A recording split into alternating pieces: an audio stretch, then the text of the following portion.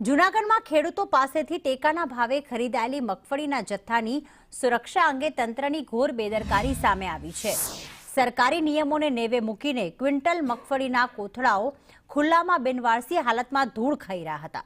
સરકારના આદેશ મુજબ મગફળીને 24 કલાકમાં વેરહાઉસમાં પહોંચાડવાની હોય છે, ત્યારે મગફળીમાં ગોલમાલ થવાની કિસાન સંઘે શક્યતા પણ વ્યક્ત કરી છે, કારણ કે અહીંયા મગફળી જે છે તેના કોથળા જે છે એ બિલકુલ બિનવારસી હાલતમાં પડ્યા હતા।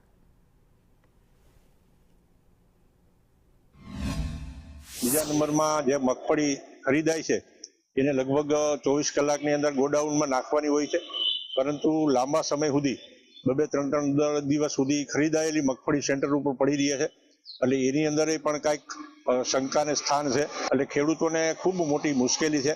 બીજા નંબરની અંદર ખરીદ કેન્દ્રોમાં ક્યાંક ને ક્યાંક પૈસા પણ લેવાય છે, એટલે ખેડૂતો પાસેથી એનકેન પ્રકારે મગફળી નબળી છે, પાસ નથી થઈ, આમાં આવું છે, આ રીતે અનેક પ્રકારે ખેડૂતો પાસેથી પૈસા પણ લેવામાં આવે છે।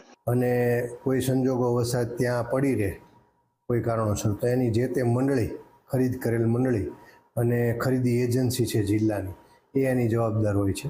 એટલે ક્યારેક ગોડાઉનમાં એને વહેલું મોડું મેપિંગ મળે તો એ સમયે એને આ પ્રશ્ન આવતો હોય, એની જવાબદારી છે એ જ્યાં સુધી વેરહાઉસમાં ન પહોંચે ત્યાં સુધી જે તે મંડળી અને ખરીદ સંસ્થાની હોય છે। જે ખરીદી કરે છે એ અને ખરીદી સંસ્થા જેણે મંડળી રાખેલી છે એની જવાબદારી છે।